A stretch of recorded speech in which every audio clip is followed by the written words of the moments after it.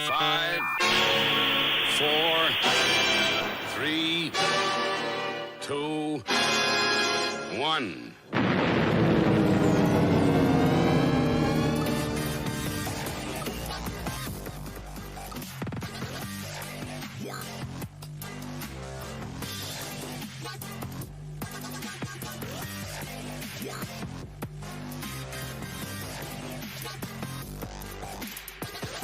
All right.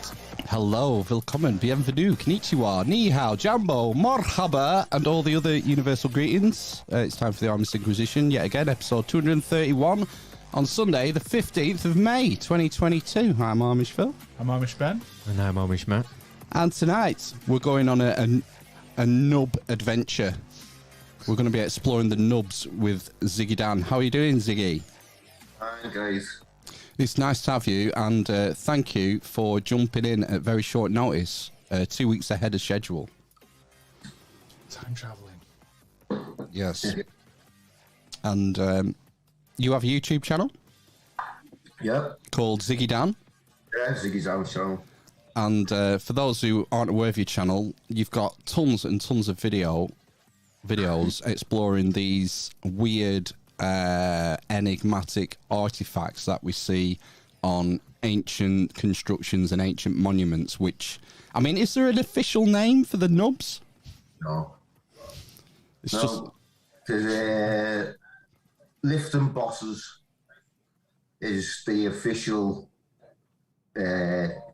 mainstream title for them, because they convince they're just for lifting.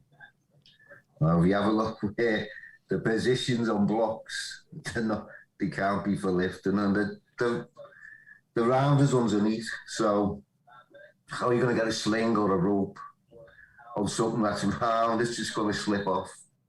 It's ridiculous excuse to say, therefore, lifting. They're not. There's something different about them.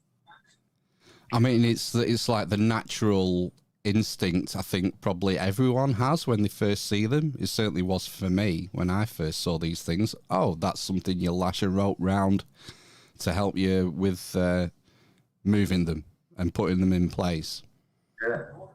So that would be, if you look into it, that's probably the first, the most popular or mainstream view is that's what you'll be given. But then you start seeing or thinking about 50-ton blocks in Peru, 100-ton blocks and all this. And you start thinking, well, how big's the rope?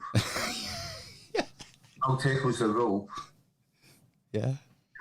To lift these things and everything. You start thinking, this is just, there's something badly engineered about all this for lifting.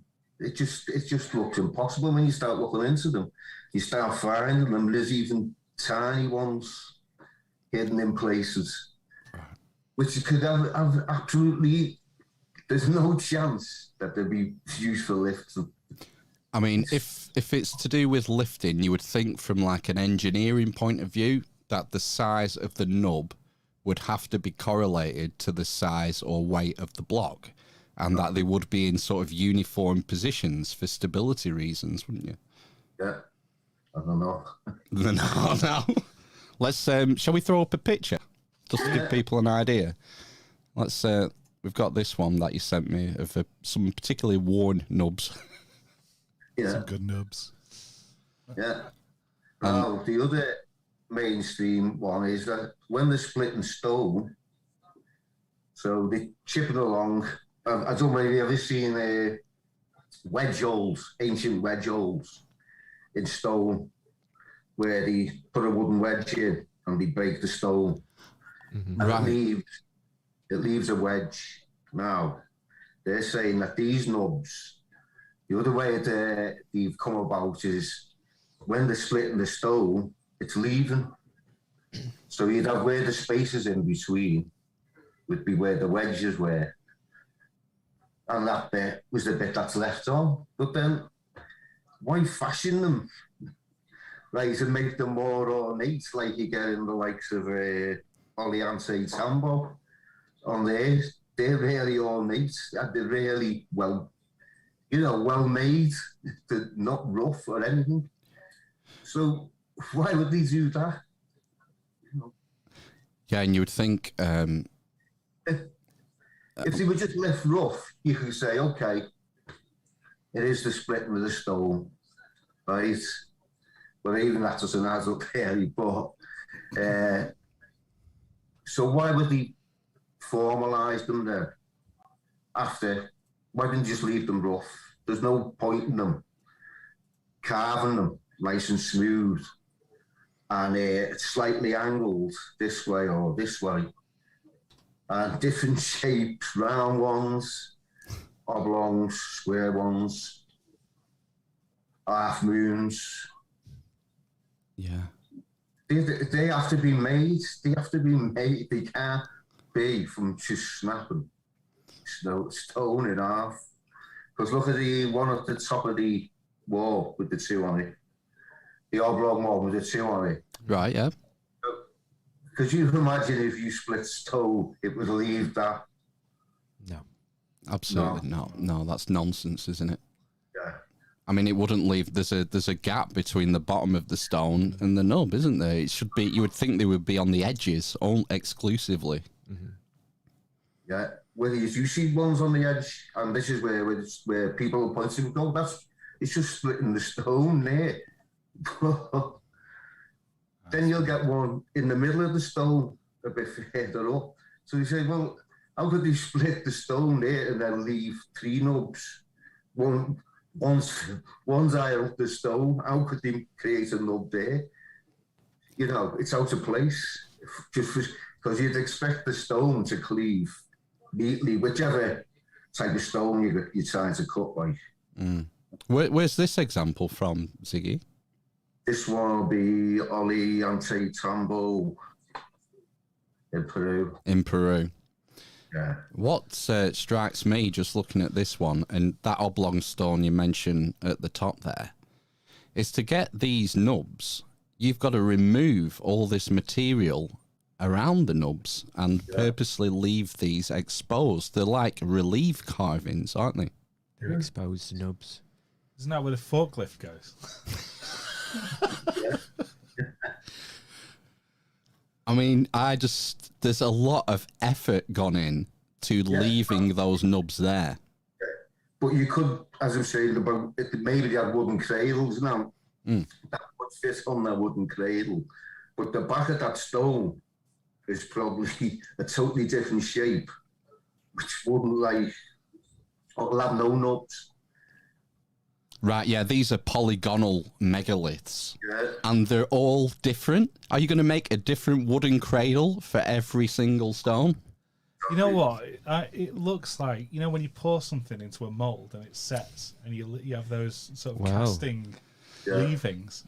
And we've spoken to people before, haven't we, who had that theory that something to do with vibration and Brian Forster. Exactly, yeah, and liquefying the stone somehow. Yeah, but as Brian said, all these stones are different. Why would you make a different wooden mold for every single stone? It doesn't make sense. So the other thing as well is, are the nubs just on the outside? So there's no nubs on any other sides of these blocks? Where you're looking now on that wall, if you further along that wall, there's somewhere you can see them on the back.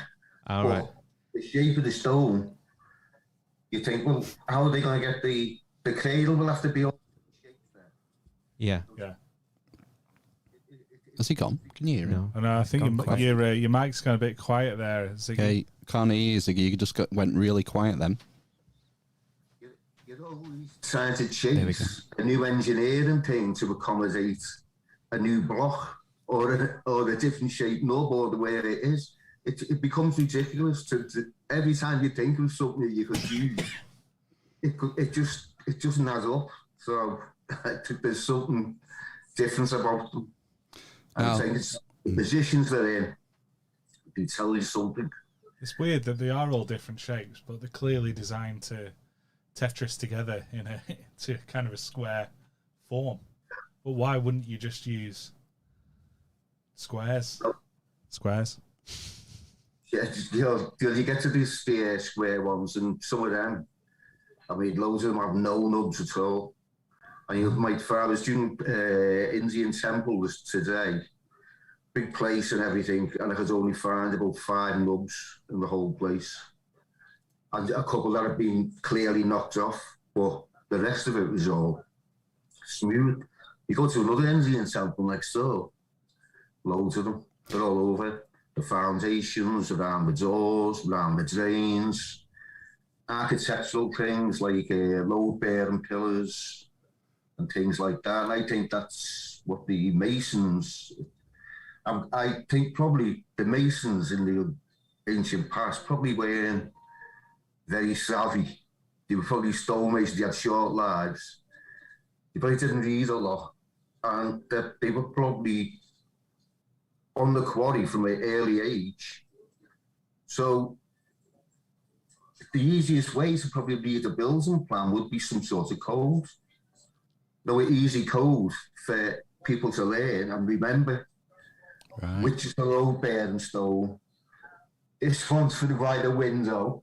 This, you know what I mean? All the fixtures and fittings. Did you need to build a temple? Was that Indian temples you just mentioned? Yeah.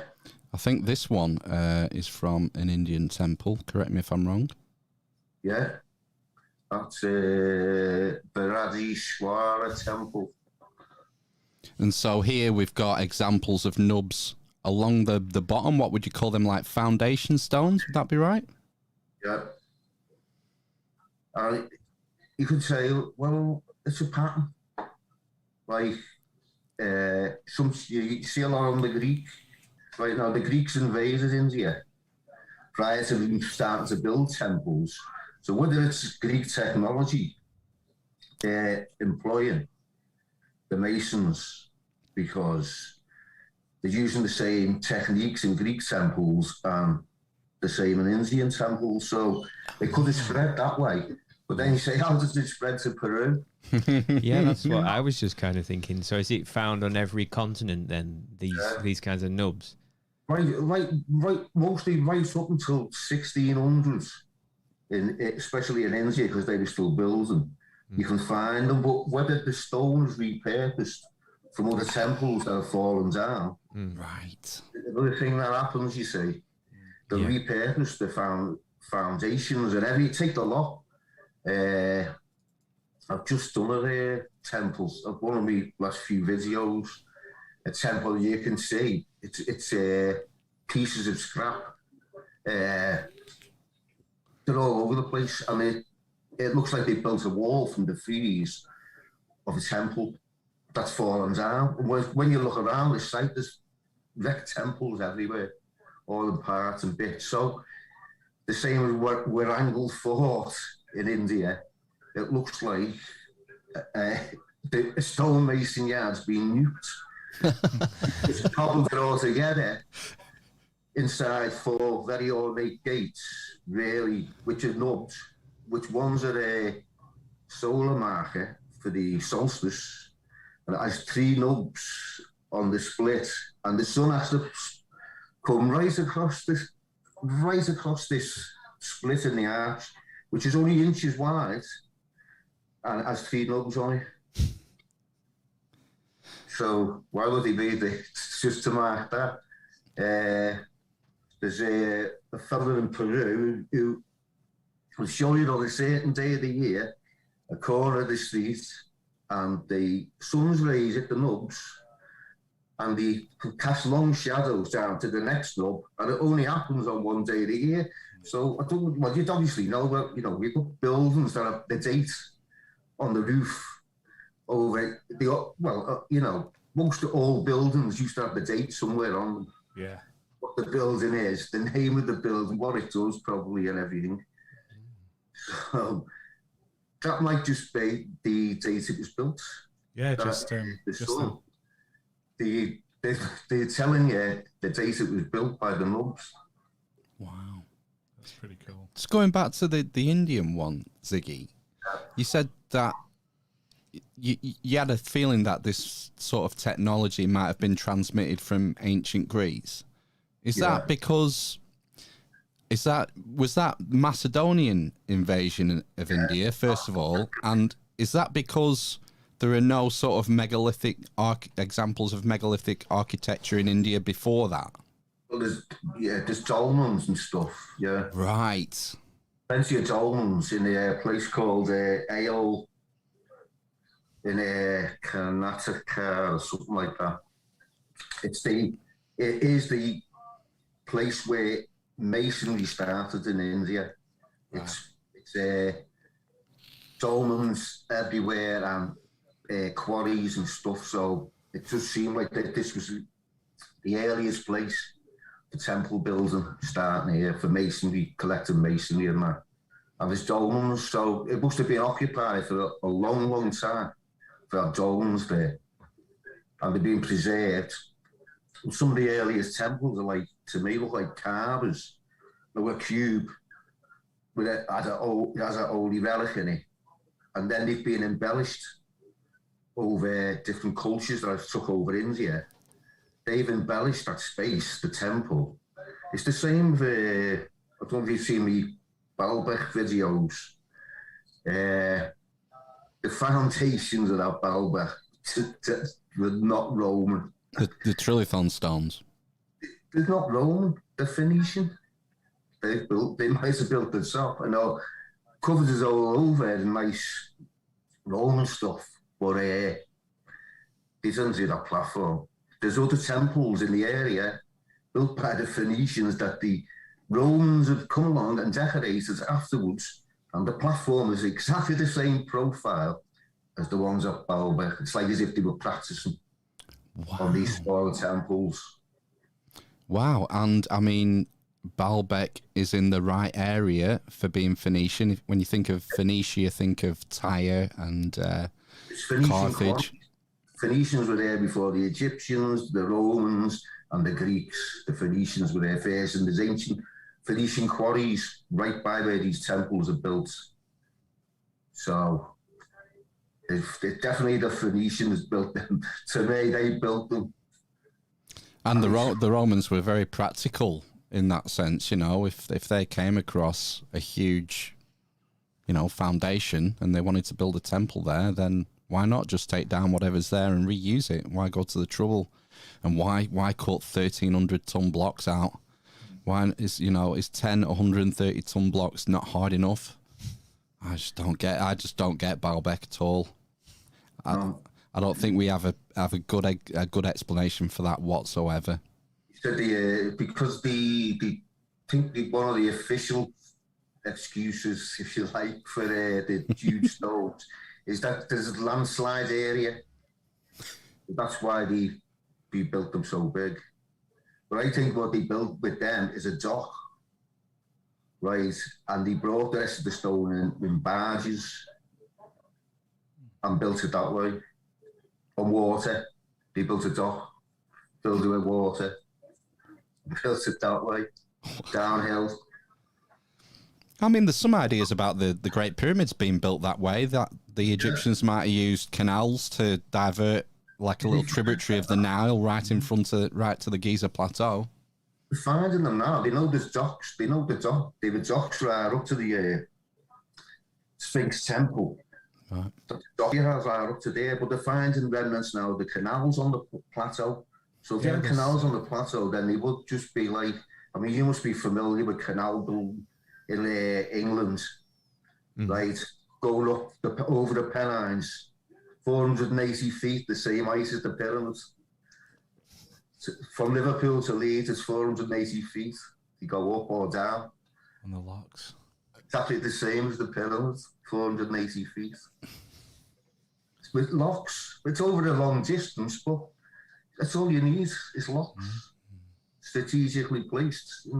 You can do it. Yeah. Didn't you find ships in the desert as well? Like remnants of boats knocking around? They buried some at the pyramid, yeah. There is some there, isn't there? Yeah, well, I don't think the sort of boat that you have in the boat museum and all that, I don't think that. I think that they're just ornamental or something now. You don't look stairsy enough to be carrying huge stones. No, I suppose if you built the canal though and you finished building it, you'd send some dignitaries down in a fancy ship to have a look at the pointy things you've just built. And then just leave it there. Yeah, and Get inside. This is your tomb, and then they just bury the boat.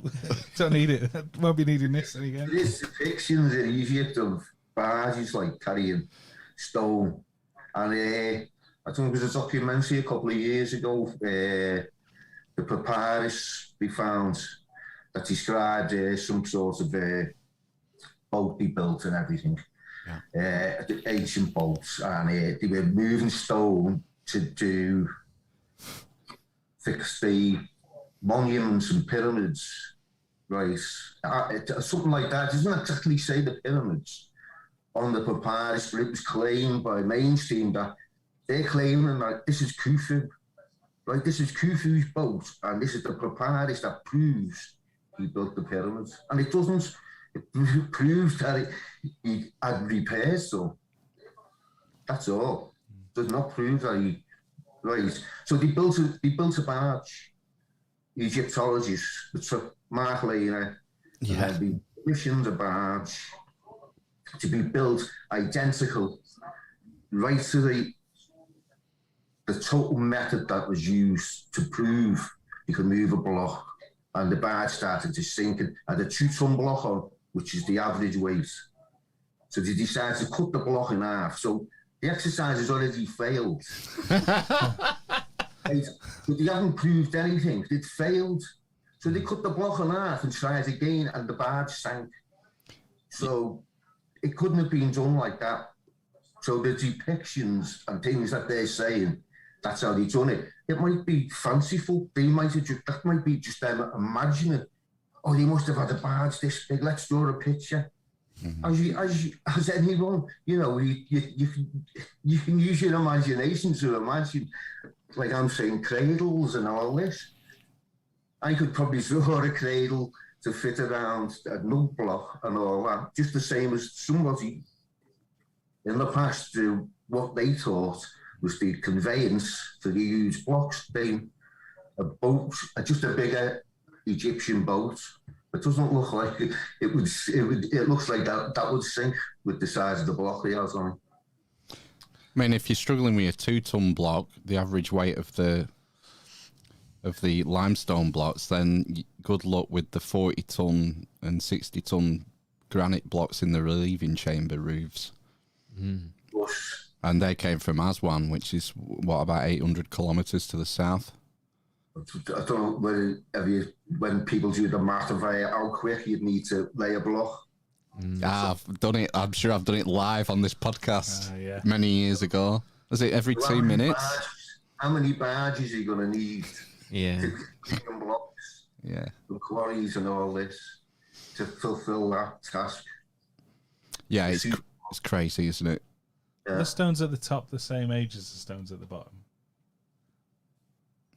I don't know. The stones at the what? On the pyramid, are the stones at the top the same age as the stones at the bottom? Does anyone know? Just thinking about time. I imagine that when we started hacking into the quarry, the top layer would go on the bottom of the pyramid, and the next layer would go on the next and the next. So it would have been the oldest rock, bedrock, I suppose, when they got further down. Well, they ran out of limestone, didn't they? Have to get it from somewhere else in the end. Yeah, it was cased with limestone casing blocks, and they were all taken off and used in Cairo, in building Cairo. So what you see now is it would have been perfectly smooth, and there is rumours that the top stone may have been made out of gold. Yeah, I heard that. Yeah, but we just don't know. None of us were there. We can't say. Right. Plus, the water erosion on the Sphinx thing. Yeah. Right. Now, they say built in the rainy days. Right. It was much more rainier. The climate was totally different. Vegetation everywhere. It's lush. All of great stuff. Right. It rains a lot. The pre-pyramids on the Giza Plateau, their surface areas generate, for one inch of rainfall, 1 million gallons of water. Right? Just for 1 inch of rainfall. That's how big the surface area is. They generate that much, 1 million gallons of water.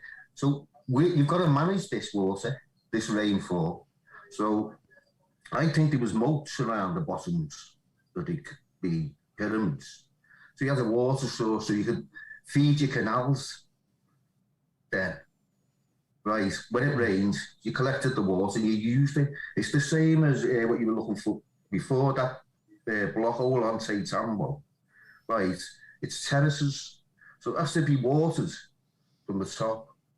And you have sluice gates, and I think that what you're showing there with the nubs, I think that might be a sluice gate where they open.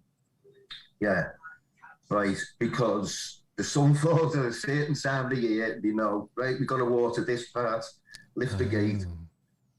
And because it is basically a cascade of water to feed the terraces. It's a grand waterfall, but feeds the people. Do you know what I mean? So if you can get sacred springs, if you can find a hill with a sacred spring, right, if your tribe, you're going to a foreign country, you've just invaded, no one lives there, you need water, fresh water. If you can find a hill with a fresh water source, you're made, because you've got fresh running water. You can build a civilization just on one hill, starting there, a small tribe, because you've got running water. You can bathe, you can use the toilet further downstream. Do you know what I mean? Yeah.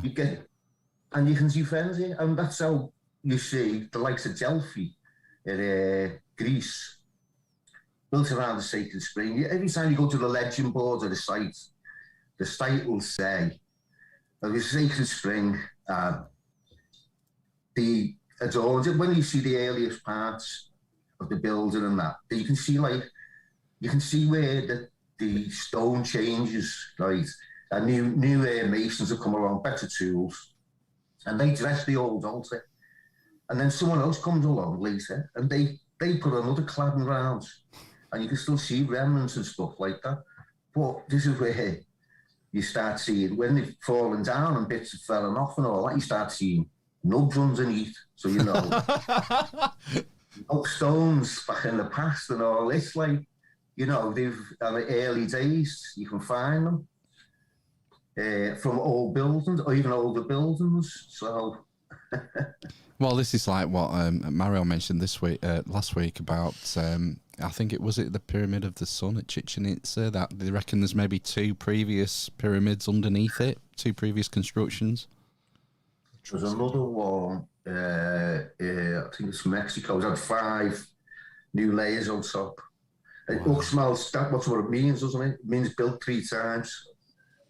3 times over, the name of it. The one in Mexico's had 5, and they know what the interiors look like because they've gone through the tunnels, so you can see the first one. Right. And it's like step pyramids. The first one covers, and then the next one goes a bit of a plateau, and then it goes further down the back, and then it goes up again, and then further down. So it's built enough from the front. They almost keep the first pyramid very close to where they start building on top, and they just build backwards and upwards from on that one anyway. Which it's so it's obviously a sacred place, and then you read them that it's sacred spring and all this, like, so. Sometimes I think. If you believe in the Great Flood and all that, like, and there's people, right, you're getting evidence now there's been major disasters, right?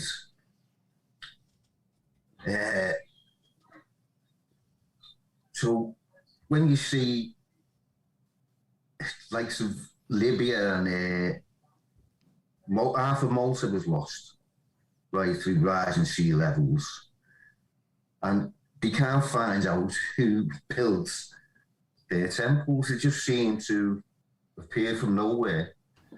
They went away for 800 years to come back, and another lot of people built another lot of temples. 2 of them are only 500 yards apart, and there's supposed to be some temples. It's like having 2 massive clocks on the end of your street. It's ridiculous telling the same time. Do you know what I mean? What day? It's only going to wear twice a year. You don't need 2 temples for such a small island. But there's 30 of them. There's even more than that. There's 30 of them that you can probably find yourself. There's even more. So why does every tribe, like even if they live in 500 yards apart, have they got to have their own solstice market? It's and bizarre. the one down the road just tells you exactly the same thing. It's just, there's too many of them. But when I've been to them, and you can tell, when you look at the floor, there's post holes in the floor, but the stones are being moved over the post holes. So was the area temple underneath, because they shifted on the planet because of the flood and stuff, right? They've had to readjust the temples because the earth shifted. So which we know the 23-degree tilt, right? If they moved to accommodate the new tilt of the earth, they survived the flood, but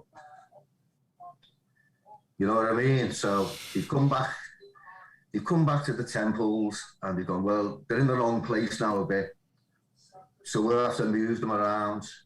And it looks like some of the interiors some of the stones are really, really well cut, but some of them are really, you think it's next to a really rough one, you go, why didn't they do that one smooth as well? Like, why is that one all, it's different, So it looks like it's been cobbled together from bits of other temples.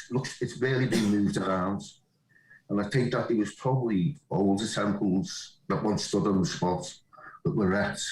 Yeah, they were reconstructed. Came back years later and probably found their way back and decided to, like, we know what these are for, but they're in the wrong place now. Let's commemorate them by getting a new one.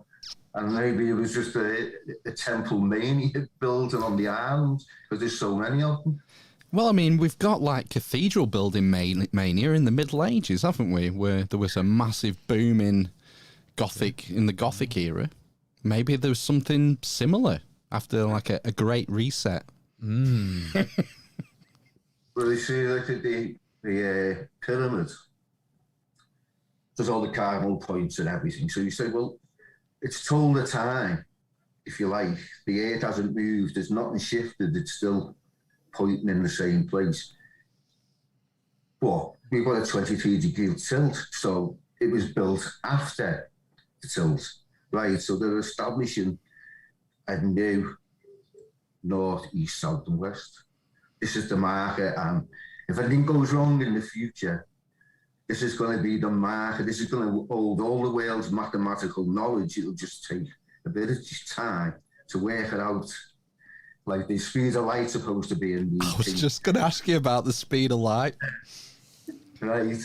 And the north, south. So it would be a great marker if there was ever a disaster. If there's no tilt again, but so you could find a way back and get your bearings and say, right, we know where we are now. This monument still stands. We're definitely in Egypt. What is the correlation with the speed of light? Is it something to do with the latitude that the pyramid's built at? The dimensions of the room, something. I mean, it's complex maths. Sometimes, geometry, like, I just don't. Let's throw up another nub example. I've got this one here. I think, is this one Angkor Wat? Yeah. Angkor what? Angkor what? So this is Cambodia. So what have we had so far? We've had Peru, we've had India, and now we're Cambodia. And where are our nubs here? No, I'm not. Well, not a good picture. Is it above those three little guys on the left-hand side? And there's there's better pictures than them. Anyway, yeah, it's up there. Anyway, anyone can go. You're going to have to go and Google Earth yourself or Google Maps. And you can do them at 360 degree on any temple. Loads of temples, and you can check them out yourself, look for them yourself. Wow. Yeah, well, I can see two here. Like, one of them looks like it's right on the corner, this near corner on the left-hand side. I mean, it's just in a completely random place. Now, the ones inside the temple, like, they're like a gold colour, and it looks like they've actually oozed out of the wall, like they were using some sort of cement to make them, and they put them on in strategic places. And when you get to the end of the temple, there's all this like a blob of powder, like this big massive blob of powder, like a statue, all melted, and it's all made of this stuff that's in the walls, using out the walls. You can have a look on my video of it. I've done the video. Well, yeah, anyone who wants to deep dive on the Nubs, just go to Ziggy's YouTube channel. Link will be in the show notes for that. I mean, this one's pretty mad. This one, where's this one? This wall of Nubs. Loads of Nubs there. I can see them. That's in Greece. Now, these look pretty uniform, don't they? Well, these are being rebuilt a few times, you know. So they could have been foundation stones, right? And they're all the best ones they could find. You just line them up, haven't bothered. And the Greeks use lifting Nubs. They use lifting gear. They're actually on that site, on columns. You can still see them. And there's a place in Turkey called Sardis. They still have them on site. The lifting set of ancient ladders in the front there as well. Ancient step ladders.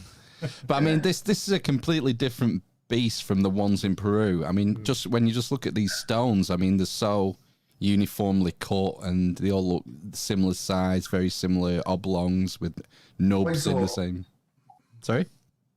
They're quite ornate, the Greek one.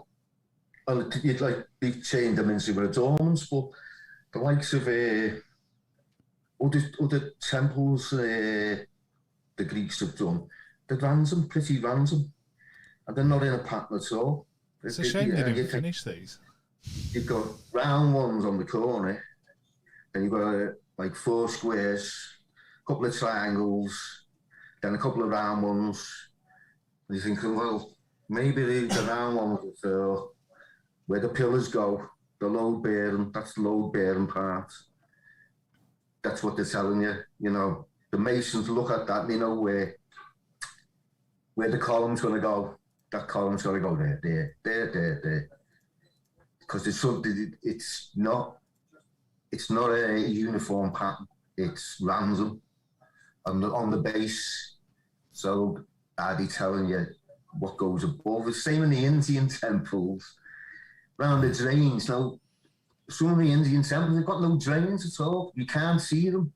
But they have the monsoon season. Right. Now, all that water goes out of those temples.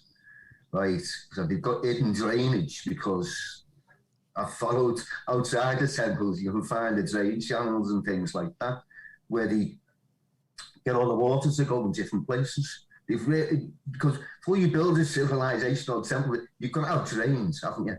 They go under everything. You need drainage to start before you put your foundations down. So you've got to know where they are before you put the rest of the gear on top. Right. You know, places in the temple where you're going to have a drain because it's going to leak or the rain's going to come in that part. So you'll know where it is. The engineer will know where it is, exactly where to put that stone so it drains that way. Yeah. Wow. I was just wondering as well, you know, you mentioned the temples in South America where certain times in the year they cast a shadow in a certain place. Is there anywhere else, well, any other continents where that happens, or is it just in South America on those temples? It's in Cusco. Yeah. No, I haven't known anyone else to try and test it. Right. But only the main core of pyramids, the lying at an angle. You know, they're already like 50-degree angle. So the sons play havoc with that because you know what I mean? You need a flat wall, probably. Yeah. Yeah. A message through that way. Mm. I mean, it still could work with the angle, but then it'd be more, it'd be really complicated. You'd have to have really complicated configurations, which you do get anyway. Well, yeah, I don't think anyone else has really tried it. Right, okay. You don't get many places where there's a whole wall, like there. It's just, it's wreckage. The other thing is, there's a lot of repurposing. The nubs ends up all over the place in some temples. So try to find codes or a meaning, it's ridiculous. Just give up. Just completely daft to try and do that. The position where they are if you can get a pristine temple that hasn't been, it's been buried for 3,000, 4,000 years, and you uncover it, and they're on there, and you could say, right, we've got the perfect model. We can have a look where they are and why they're there. Well, that raises a question because Göbekli Tepe was purposely buried. Has there been any nubs discovered there? Or are the T-pillars have two giant nubs on either side? Oh, yeah. Well, you see, there's another thing. There's a thing called bossage. Right, so when you dress in stone, if you're going to have a carving on the stone, right, when the quarry will leave a lump because that's where the carving's going to go. It's called bossage. Right. So when it goes to the stonemason, the carver's yard, who's going to carve the thing, he's got something to work with. You've left a big lump for him to work with. So all that has to be designed with those T-heads in Göbekli Tepe. Now, they would have to be thought about, what design they're going to put on them before they cut them so they'd have enough to put the big tiger or whatever it is that's crawling down one of them. Yeah. Yeah, because it's in relief, isn't it?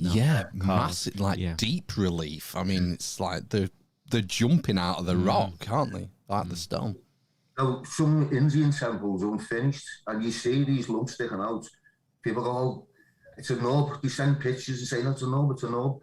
And it's not. It's bossage. It's just, because if you have a look at the one next door, like the carver has already started chipping away. He's carving in that, and you can see where he's already progressed across the wall.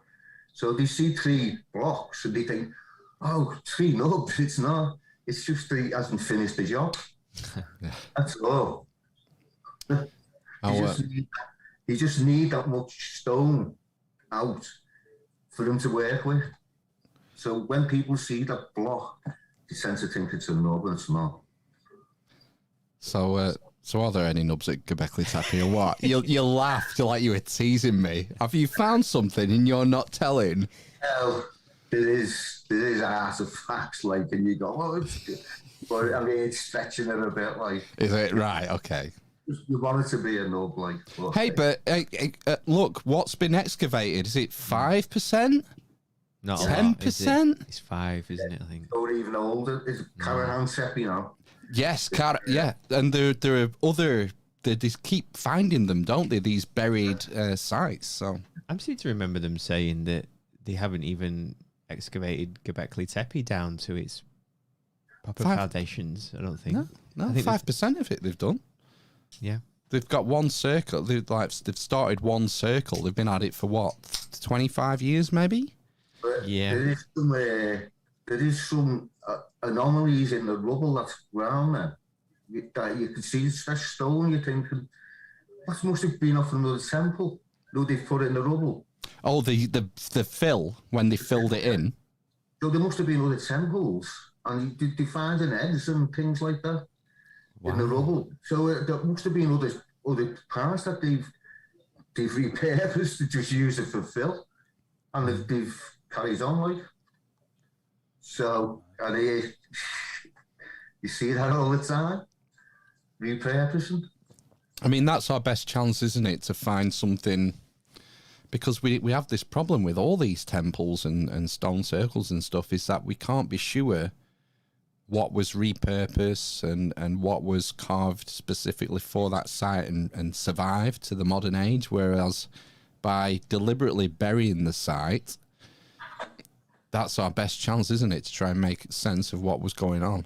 Well, I look for chisel marks, tool marks, and that, you know, you can say, well, that was the tech they had then, and if those stones are all the same, then those stones must be the earliest ones, because they look like they'd be, you know, a deer antler. It's being used to pick the stone, not a metal chisel, you know, not a decent chisel. Because you see some stones in Malta, you see all different chisel marks on them. So that gives me a clue to say, well, those ones must have been, because that's the tools they had at that stage. And look how good this one is. That's a different tool. Looks much more modern, or, you know, it was better for dressing the stone, and they've done a really good job on it. So you can see how it's progressed, like. So, I mean, you look for clues like that all the time, like, to see what about repurposing and what's being repurposed and what could it have been. It's like, there's a lintel on the Maltese temple, which is clearly upside down. It's still there, but it's upside down. There's a doorpost in, I think it's Ajahi temple, which was a doorpost, which is now a step. It's still got the, what we call, like, loopholes, where you would put string through to tie a door on or something. Or pinch holes is another name for them. So you look for all developments and things like that on the stones themselves, what the masons have done, what they were capable of and everything, to try and find clues. Like, yeah, that's about, you know, it's good to look at the tiny details and things like that. Not be swept away by. Oh, you've just your volume's just gone again, Ziggy. Just a bit quiet there, Ziggy. Yeah, still quiet. What happened then? You're very quiet. Oh, something's happening. Difficulties. It's a blackout. It's a blackout. Look. Put another 10p in the meter. He's there. It's just very quiet. Yeah, you're very quiet. I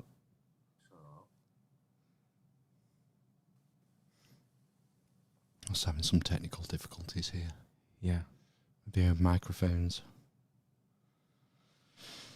Didn't have these sorts of problems in the ancient times. No. No microphones. No podcasts either. No, just shouting. Oh, there we are. Can you hear me? That's it, yeah. Smash him. Can you hear again now? Well, I forgot where we were now. I'm just going to throw up another picture here of A nub receptacle. this Yeah. one. Water and tenon, innit? Now, that looks hard to do. It's so obvious, isn't it? That, it's just like using wood. It's just a mortise and tenon, which that's what you would call a boss. Leaving that part on would be the boss. You could use it for lifting, and it's got a function. Any numbers we find where we can identify a function for them, then we don't count them. They're not. They're a side stack. It's just a practical thing that they done, the stonemason done at the time. Do you know where it's from, this one?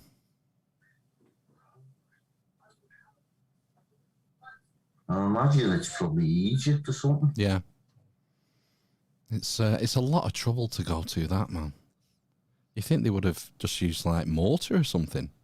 Well, Stonehenge has got them. Oh well, why? Well, if you're gonna go there, Yeah. this is one of the big boys, isn't it, from Stonehenge? Oh, I think isn't that a fake? You sense it, mate. Yeah. Well, I didn't say it was real. Fake news. Fake news. This was done for an experiment. Oh, right. Was it? Oh, so it's not fake. It's... I can't tell if that's like a CGI image or not. Is it? It's not that fake. I think it's done for some archaeology experiments, you know. Is that a real piece of stone? Yeah, there's a guy there in the background. Yeah, but it could just be an overlaid on the... Oh, well... No, I'm Well, just wondering though. That's whether it's. Yeah, well, that would be. That wouldn't be a nub, was it? That would be a mortise and tenon. Do you think? For me, Right. that one, which you can see already on Stonehenge on the uprights. You've got them on top, and you can see where one of the lintels is on the deck in the middle of the middle of the circle, and it's got the female part for it. So it's obviously come off there. I mean, most people probably have no idea that there are mortise and tenon joints on Stonehenge. I did not know that. This is new. Well, that's why I sent you there. Yeah, but I mean, those People could see if that got chopped up and then repurposed, you'd have a nub on the stone. Do you know what I mean? Yeah. If they just got it off, they just left it on. So it'd be on the foundation and you'd be going, oh, I found a big giant nub. Oh, yeah, but it's come from somewhere else. Do you think, is it possible that all the nubs that we see, the genuine nubs, are repurposed mortise and tenons? Is that possible? No. Just an idea. Shut up, Phil. But we assume that some of them maybe are. Or Well, not. yeah. Or would they have just knocked them off? Yeah. If say that one they showed there with the two blocks where they obviously fit into each other. Yeah, if that's not that one, yeah. No, that one's a different one. That one. Right?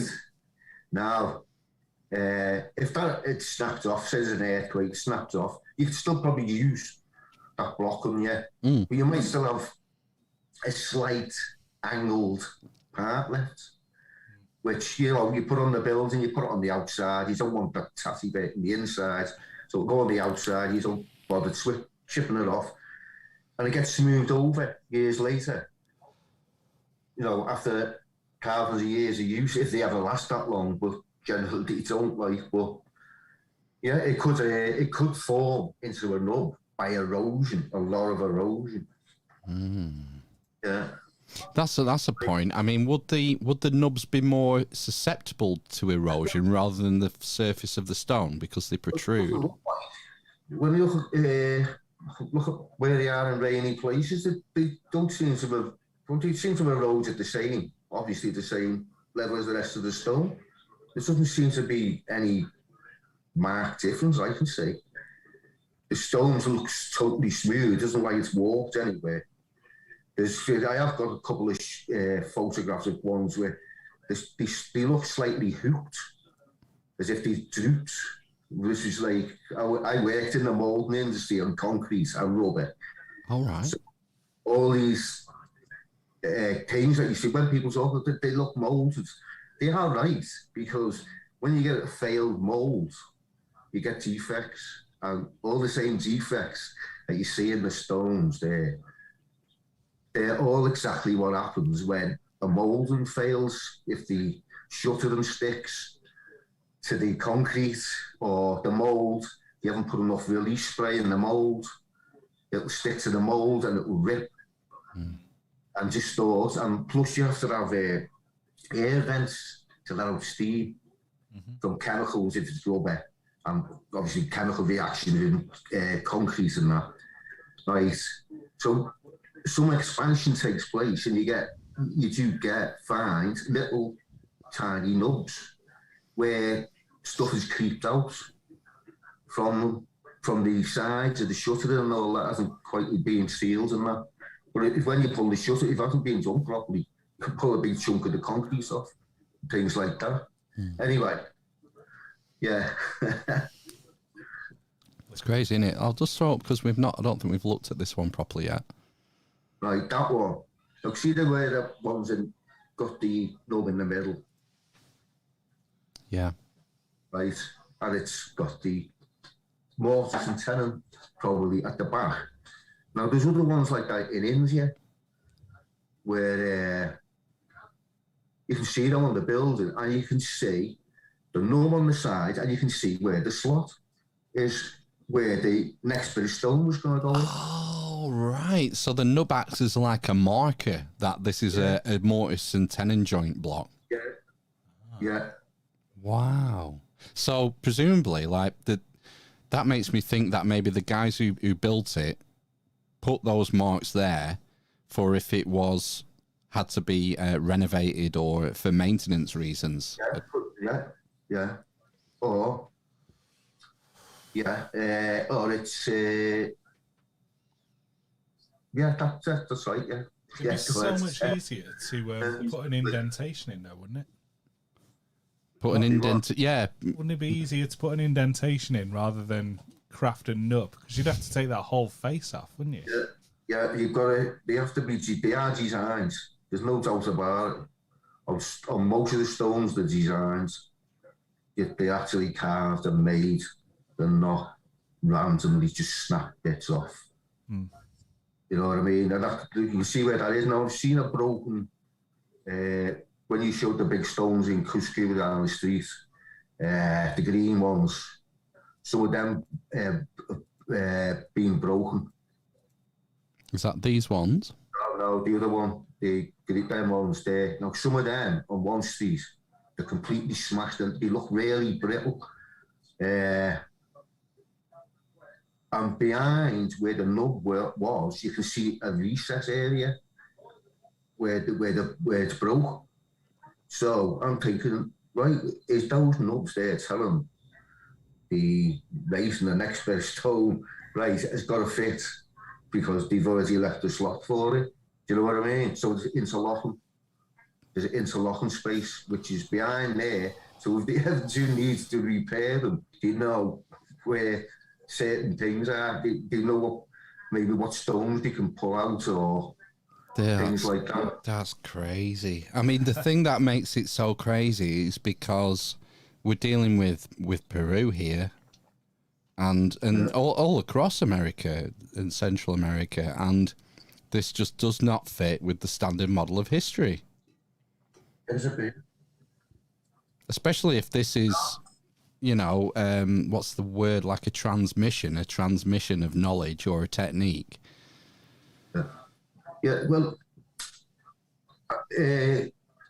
lower sea levels, right, in the past would have allowed islands opened, right, because there'd be much more islands exposed. Island hopping, yeah. You say, right. To get across the Pacific on decent boats, so you could bring your tech with you. Now, there's temples in Colombia, which people are convinced they've got Hindu statues in them. And that somebody made it across, which you could have, you could have a ship lost, gets blown off course, it ends up in some people, sailors must have ended up in some strange places, like they still do now. Yeah. You know what I mean? If they get blown off course, right? So they would have had technology that they brought with them, their mythology and everything. If they could have said, well, the ships are wrecked on the shore. We can't build another one. We've lost all our tools. What are we going to do? Build a temple with nubs all over it. And let them know we've got it. We got it here. Yeah. Yeah. Now the statues don't think they can. Probably an idol at first, and then he builds around the idol. Usually like that. Yeah. Then to the altar and everything. Wow. It's just so fun to speculate about the sort of the history that's the story of our species that's beyond the historical veil, isn't it? Because it's just a mystery. We've not got good answers. So it's fun to speculate. That's why I like Graham Hancock stuff, you know. Yeah. Yeah. So, Ziggy, we've done an hour already. Yeah. Wow. And we've looked at 8 nubs. Yeah. Are there any more? Well, I can only encourage people to go on Google Earth, Google Maps, look at the photographs that they provide, look at the 360. You can walk right round some of the temples, some sides and some parts you can't see into. But you can walk right round, you can have a look for yourself on the corners, the lower corners, on the foundations in India and everything. Just do it yourself and have a look. And if you go and travel, bring photographs back and where they are on, where they are on the temple, not just close-ups, and close-ups as well. Like, you know, it's nice to see the tooling and all that. Yeah.